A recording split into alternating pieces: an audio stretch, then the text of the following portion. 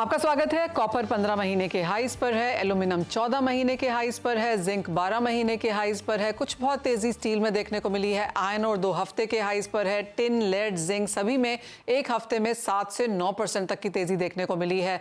कैसे देखते हैं आप नवीन इसको, क्योंकि अक्रॉस पूरा जो सेक्टर है यहाँ पर काफी भागा है। इक्विटी मार्केट्स में मेटल रिलेटेड स्टॉक्स काफी अच्छे की, अंडरलाइन कमोडिटी काफी बेहतरीन कर रही है, डेटा थोड़े से बेटर आने शुरू हुए हैं जिसका सपोर्ट है। Absolutely, Manisha.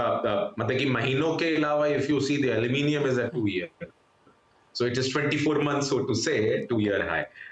Zinc actually in the last 2 weeks, तकरीबन 16% in terms of the price upside movement, and I think predominantly there are a couple of factors. So definitely the China positive data, the manufacturing PMI has come now in terms of not the contraction but expansion, which case came at 50.8 as a number. Even the services PMI has come as 53. The US PMS services still is around 51, which is in expansionary mode. And the manufacturing PMI in the US also is approximately 50.3, which is on the expansionary. I think India, particularly China, are the two countries where the entire world is dependent upon. And I think the infrastructure demand, as Kishore also said earlier, बहुत important रहेगी मनीषा, जिसकी वजह से हमने कुछ हद तक तेजी उस वजह से भी देखी that the economic growth would be very positive for the two countries, including India and China. The other factor is the supply, the deficit in supply. Means there are certain mines which have closed down their operations for one reason or the other. Cobra Panama order, which is the first Quantum Minerals Limited mine, has cut down its production for various reasons at around 400,000 tons of copper. And another mine has cut down the positions, the Anglo-American PLC in Latin America, by 200,000 tons. So supply cuts हैं, उसकी वजह से भी काफी हद तक हमने तेजी का सभी बेस मेटल और फेरस और नॉन फेरस मेटल्स में देखा तेजी का। पर फिर भी मुझे लगता है कि out of all the commodities the zinc would be something, although it has surged by 16% over the last 2 weeks, but still would be the favourite to look out for. Alright, outperformance यहाँ पर एक zinc में देखने को मिल सकती है। अच्छी खासी तेजी ऑलरेडी है, लेकिन यहाँ पर आउट परफॉर्मेंस की एक्सपेक्टेशन। किशोर, आप कैसे देखते हैं और आपका चुनिंदा मेटल यहाँ पर क्या होगा, क्योंकि तेजी हमने कॉपर के साथ आते हुए देखी, लेकिन धीरे धीरे एक स्पिल ओवर बाकी सब मेटल्स में भी। So I think copper, I think 11 महीने के ऑलमोस्ट हाईएस्ट लेवल्स पे है, एंड एल्यूमिनियम आई थिंक अभी 2-3 महीने का हाई पे है। आई थिंक ओवरऑल जो सेंटिमेंट्स है, specially Chinese PMI numbers have actually driven some of this strength, and जैसा मैंने पहले भी बताया, चाइना का some of this infrastructure and also the stimulus which is given in the industry to replace their existing machinery etc. वो भी actually drive करेगा। and some, जैसा नवीन ने बताया कि जैसा some of the mines में disruptions है वगैरह, टिन में भी आपको देखे तो म्यांमार में डिस्ट्रप्शन है। Aluminium is actually almost 3 month high, demand भी बढ़ा हुआ है। यूनान प्रोविंस का जो है प्रोडक्शन कट्स है, मोस्ट ऑफ द स्मेल्टिंग में प्रोडक्शन कट्स है, and overall Shanghai aluminium inventory थोड़ा सा बढ़ा हुआ है, बट मेरे हिसाब से aluminium is one of the prime metal, यहाँ से मेरे हिसाब से 8-10% बढ़त हो सकता है। कॉपर में थोड़ा अगर करेक्शन आता है तो करेक्शन में खरीदना चाहिए। So if there is any correction, copper, zinc becomes a better buying opportunity in most of the in the entire metal pack. Nishant, आपका भी पहले तो टॉप मेटल ही यहाँ पर लेना चाहेंगे। उससे पहले कि मैं यहाँ पर डीप डाइव करूँ मेटल्स में, यहाँ पर इंडिविजुअल फंडामेंटल्स के लिहाज से आपने चार्ट्स पर कैसे देखे हैं सारे मेटल्स की परफॉर्मेंस, और आपको मोस्ट बुलिश अब यहाँ पर कहाँ पर इंडिकेटर्स लगते हैं? मनीषा, जैसे आपको याद होगा जनवरी में जब आपसे बात हुई थी तो मैंने कॉपर को हाईएस्ट रेट किया था, second aluminium and then zinc. तो मैं उसी ऑर्डर में ही जाना चाहूँगा। अगर आप देखेंगे इन तीनों मेटल्स ने बहुत अच्छा परफॉर्म किया है, और इसी ऑर्डर में मुझे अभी भी आगे परफॉर्मेंस दिखती है। सो अगर नंबर 1 देखें तो कॉपर अभी भी मेरा बुलिश बेट रहेगा out of the 3, but aluminium and zinc slowly will catch up. So copper ने अच्छा परफॉर्मेंस दिखाया है, बट ये these two will also catch up. तो कितनी तेजी अब यहाँ से आप बनता हुआ देखते हैं? कुछ नियर टर्म टारगेट्स जो आप फिलहाल बना रहे हैं? एल्यूमिनियम में और 5 से 10% इन द इमीडिएट फ्यूचर दिख सकता है। कॉपर थोड़ा सा कंसोलिडेशन जा सकता है 1-2 हफ्ते के लिए, बिकॉज कॉपर ने काफी फास्ट मूव दिखाया है। जिंक और एल्यूमिनियम में दोनों में 5 to 10% का 1 से 2 महीने में मूव दिख सकता है। ये दोनों मेटल्स थोड़े अंडर परफॉर्म कर रहे थे, बट अभी दे हैव स्टार्टेड मूविंग, सो ये दोनों अच्छा कर सकते हैं। निशान, साथ ही थोड़ा सा अगर लंबे समय की यहाँ पर बात की जाए और जिस तरह की रिपोर्ट्स हैं फिलहाल की एक स्ट्रॉन्गर अपसाइड मूव मेटल्स में आ सकता है, चाइना का डेटा इंप्रूव होने लगा है, रेट कट्स की बात आगे जाकर हो रही है, और जैसे किशोर भी इनिशियली कह रहे थे कि चाहे वो इंफ्रास्ट्रक्चर है या कंस्ट्रक्शन है, मशीनरी के लिहाज से भी, डिफेंस के लिहाज से भी काफ़ी सारी डिमांड हम यहाँ पर आता हुआ देखेंगे।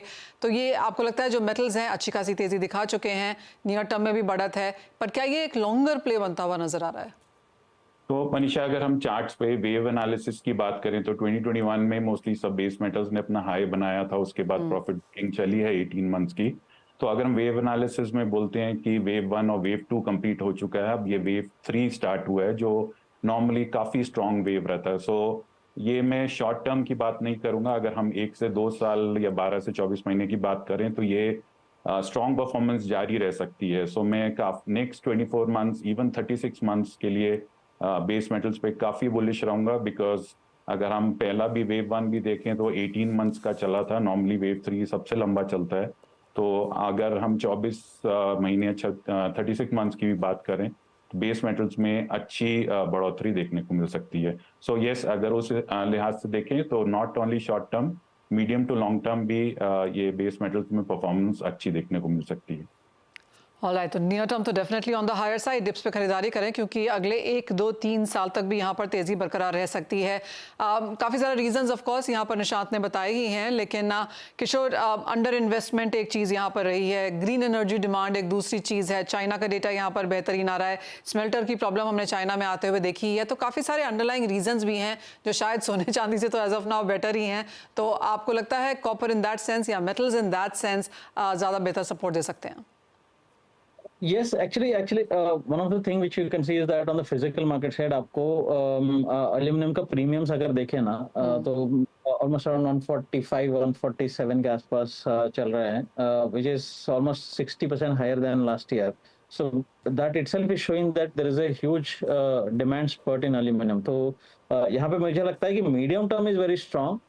शॉर्ट टर्म में थोड़ा बहुत न्यूज बेस्ड करेक्शंस आ सकता है। सो करेक्शंस आए तो crude and zinc becomes better, corrections नहीं आए तो aluminium is still good bet even at the current levels also.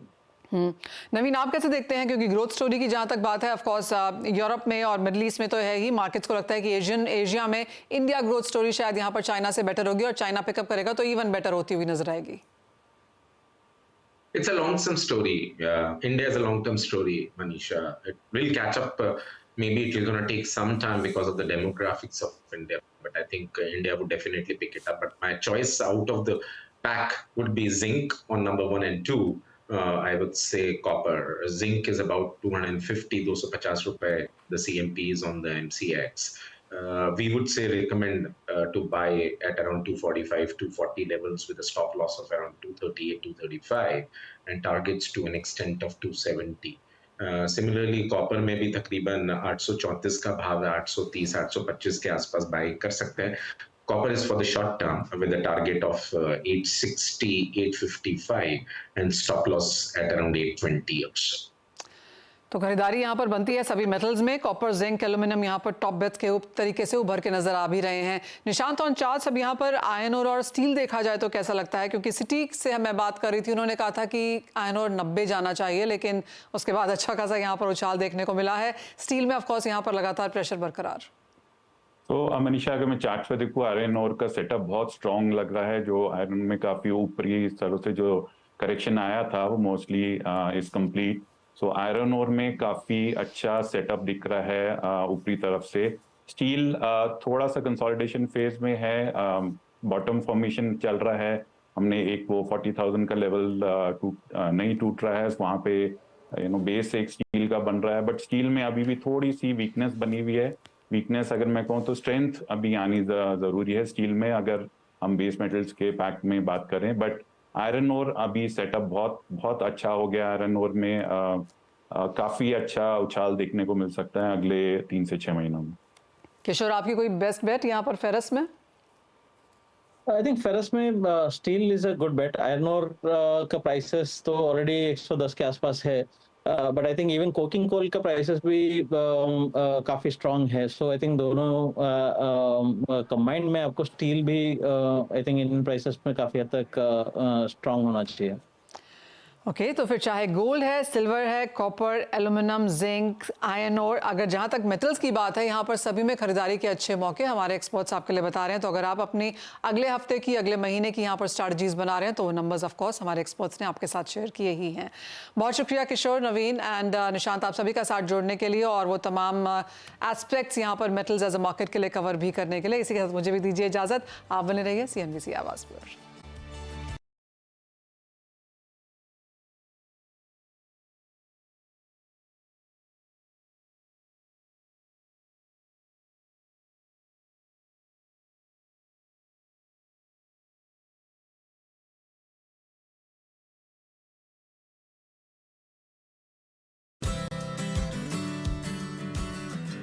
नमस्कार, स्वागत है आपका हमारे खास प्रोग्राम में, जहां पर हम बात करेंगे मेटल्स की। बाय एनी स्टैंडर्ड्स जो ये हफ्ता रहा है ये काफ़ी मुश्किल था।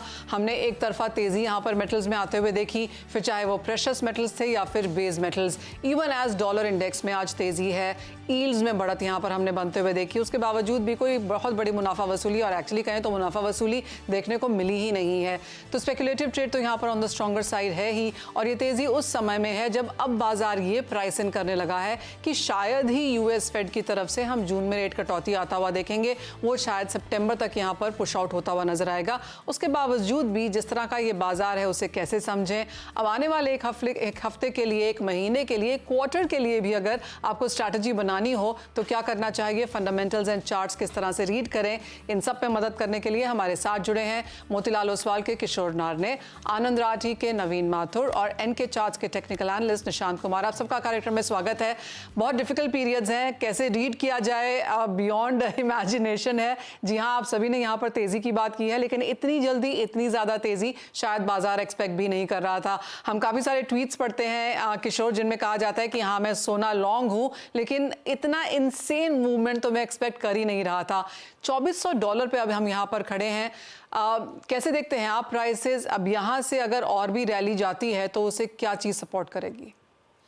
Good evening Manisha. I think सबसे जो सरप्राइज हमेशा मार्केट्स में ये होता है कि ये टाइमिंग का है। मार्केट को बोलते हैं, बहुत बड़े बड़े एक्सपर्ट्स भी बोलते हैं कि मार्केट को टाइम करना आसान नहीं है। सो आप हमेशा आप एक लेवल तो आप प्रेडिक्ट कर सकते हैं कि बट कब आएगा, कितना तेजी से आएगा, कितना मंदी में आएगा, वो समझना बहुत डिफिकल्ट है। सो markets always surprise you on that. जैसा आपने बताया कि मार्केट अभी दो चीज के लिए प्रिपेयर हो रहे हैं अपने आप को। वन इज दैट कि यूएस इकोनॉमी कहीं ना कहीं post elections actual numbers slow down हो सकता है, बिकॉज आपका इलेक्शन इम्पैक्ट जो है वो नंबर्स में दिख रहा है। And on ground job creation इतना नहीं है, because one of the thing which you see that कि फ्रेशर जॉब्स यूएस में काफी कमजोर है as of now. And most of the people are actually doing I think if you see in US today आपको job numbers में twin jobs काफी लोग कर रहे हैं। एक्चुअली क्या है कि एक फुल टाइम जॉब है, एक पार्ट टाइम जॉब है, lot of people are doing, so that is actually covering away आपका your unemployment numbers and which is not allowing the economy to slow down, because even आपका average early earnings अगर देखेंगे, so that number is still climbing just because people are able to do multiple jobs in that environment. So जो interest rate expectations थे कि जो पहले quarter में या last quarter of the last year की जब भी मार्केट देख रहे थे कि 4 रेट कट्स होंगे, धीरे धीरे that expectation came down to 3. Today market is standing at 2 rate cuts in 2024 calendar year. Probably there is 60-65% chance that 3 rate cut होगा, but 2 rate cut तो काफी हद तक डिस्काउंटेड है। So उसमें आ गया कि जहां पे एक्चुअल जो रेट कट्स देखने के लिए मिल सकता है, जैसा आपने बोला जुलाई अगस्त तक शायद एक रेट कट आएगा, probably नवंबर दिसंबर में सेकंड रेट कट आएगा। So markets are actually pricing and discounting that fundamental factor at this point of time. And Second is that the central bank buying, especially Chinese central bank buying, is actually anchoring gold prices at this point of time. किशोर, आप अगर हम CFTC का data देखें तो कोई बहुत ज़्यादा all time high पे कॉन्ट्रैक्ट्स या volumes on the longer side वहाँ पर नहीं हैं. ऑफ कोर्स हम 2021 या 22 के हाइज पर हैं जहाँ पर लॉन्ग्स की बात है. आप कहेंगे जो ये हाइज भी बन रहे हैं, ग्लोबल सेंट्रल बैंक्स कितना खरीद रहे हैं हमें पता है, बट इज इट इनफ कि प्राइसेस ऑल टाइम हाइज जाएं गोल्ड में? और दूसरा, जिस तरह की रिपोर्ट्स हैं कि स्मॉलर वॉल्यूम्स में भी अब ऑल टाइम हाइज लग रहे हैं. Yeah, of course. Actually, that was one of the things which I missed communicating. See, central banks buying, of course, जैसा मैंने बोला कि it is anchoring the price. It's actually not driving the price. Correct. Number one. Number two is that investment demand जो है, it's a very very fickle demand कि आप suddenly spot आता है and suddenly वो बाहर भी जाता है. आपको ETF holdings हो, SPDR का आप डेटा देखें या overall अगर global स्मॉल इन्वेस्टर्स आप रिटेल बोल सकते हैं या HNI बोल सकते हैं, दैट इन्वेस्टर्स का इन्फ्लक्स है मार्केट में. This is not turning into the physical demand of gold, but there is a lot of demand on the financial side of the gold. So that is actually driving the prices. The volume of contracts even on COMEX is not very encouraging at this point of time, but there is also another factor which is called producer de-hedging. Actually जो rollovers होना चाहिए था जो sellers का, जो producers का, वो rollovers नहीं हो रहा है because there are two reasons for that. The rollover premiums are not attractive. They are actually close to an all-time lows. And second is that they are sitting at a very comfortable margin from the cost of production to the current price, which is actually discouraging a lot of hedging. So आपका hedging का जो selling supply, sell side supply नहीं है, buy side पे आपको हल्का सा भी आपको push मिलता है तो price is actually reacting faster. All right, तो एब्सोल्युटली वो हमने यहाँ पर मार्केट्स में आता हुआ देखा है. Before I move on to metals, because metals पे हम यहाँ पर ज़्यादा बात करना चाहते हैं, तो किशोर अब यहाँ से ईयर एंड तक क्या सेंस है, कहाँ जाएंगे प्राइसेस, एक वो नंबर? I think metals में China becomes absolutely important factor, and we have seen metals में non ferrous नहीं, ferrous नहीं, दोनों metals भाग रहे हैं. Iron ore prices $110 के आसपास आ गया. So copper, zinc, everything is actually rallying superbly in the last 1-2 months.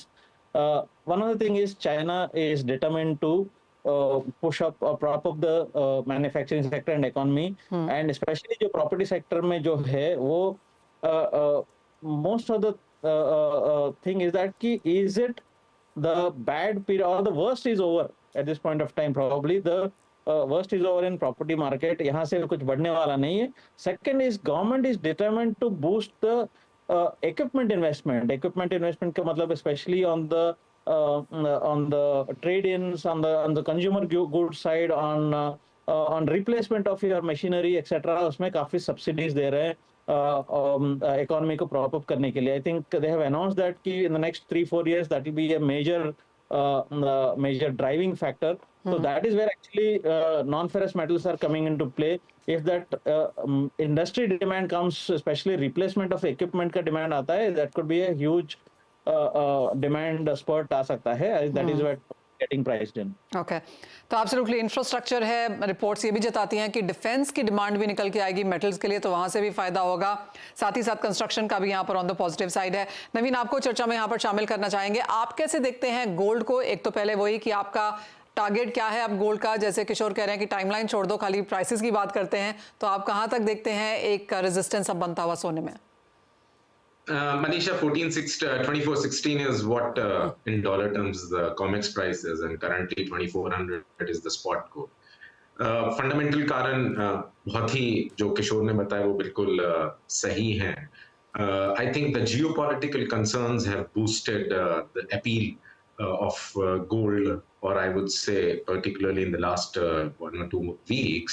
Iranian embassy पे जो एक अटैक हुआ इजराइल से, वो एक बहुत बड़ा एक जियोपॉलिटिकल फैक्टर बन गया जिसकी वजह से the risk averse assets have become the talk of the town. 2400 is something which I think should be the high. इससे $150 की मंदी देखी जा सकती है. Inflation numbers are still high in the US.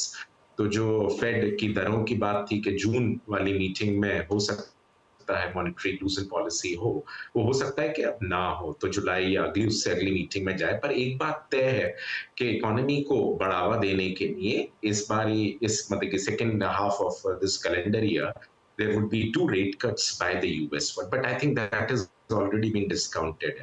So 2400 would be the pivot as of this particular moment for gold. Indian market 72,800 के आसपास, MCX का भाव है 72,800 के आसपास। मुझे लगता है कि तकरीबन 3 से 4% की गिरावट आनी चाहिए, and that would be the right time to accumulate gold when the markets fall to around 3 to 4% from. Okay तो यानी कि हम टॉप के बहुत करीब हैं और $100-150 की तेज़ी यहाँ पर और आ सकती है और फिर कुछ करेक्शन का इंतजार करना चाहिए, लेकिन उनमें भी खरीदारी करनी चाहिए is the view right now. Nishant, आप चार्ट्स देखते हैं एज ऑफ नाउ, अगर हम गोल्ड और सिल्वर के चार्ट्स देखें near term, slightly longer term, क्योंकि 2025 के नंबर्स भी अब तो काफ़ी एनालिस्ट ने बताने शुरू कर दिए हैं, आप क्या नंबर्स, आपके क्या सामने है? हाय, गुड आफ्टरनून मनीषा। गोल्ड का मैं दोनों पैनलिस्ट से एग्री करूंगा। 2400 से 2500 के बीच में गोल्ड थोड़ा कंसोलिडेशन फेज में जा सकता है, क्योंकि काफ़ी फास्ट रैली हुई है 2000 से अगर हम देखें तो थोड़ा कंसोलिडेशन गोल्ड में अब इस रेंज में बनना शुरू हो सकता है। बट सिल्वर की अगर मैं बात करूं तो सिल्वर अभी भी बहुत बुलिश है, क्योंकि सिल्वर काफ़ी सालों बाद एक्चुअली ब्रेकआउट दिया है। अगर हम देखें $26-27 का जो ब्रेकआउट जोन था, तो सिल्वर 30-31 पे थोड़ा सा रेजिस्टेंस है। अगर वो क्लियर होता है तो हम $40 की तरफ सिल्वर को जाता देख सकते हैं। तो सिल्वर अभी काफी ज्यादा बुलिश लग रहा है अगर हम गोल्ड के कंपैरिजन में रहें। और अगर हम अगले साल तक की बात करें या इस साल के एंड तक की बात करें तो $40 के आसपास सिल्वर देखने को मिल सकता है। ऑलराइट, तो निशांत, इन दैट सेंस सोने से बेहतर निवेश इस वक्त चांदी में है? हाँ जी, बिल्कुल, मैं उसी से ही सहमत रहना चाहूंगा। सिल्वर अभी गोल्ड को आउट परफॉर्म डेफिनेटली कर सकता है एज पर द चार्ट्स। तो 100 में से कितना परसेंटेज सिल्वर में देंगे? 65% सिल्वर, 35 गोल्ड। ऑलराइट, आप कैसे देंगे नवीन?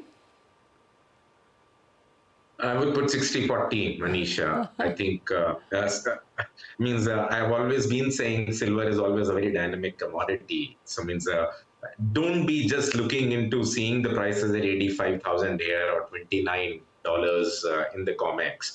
Although the silver high is 49, Manisha, but still I would say 60-40, or even I would say less than 60, 55-45 in terms of in favor of silver to go.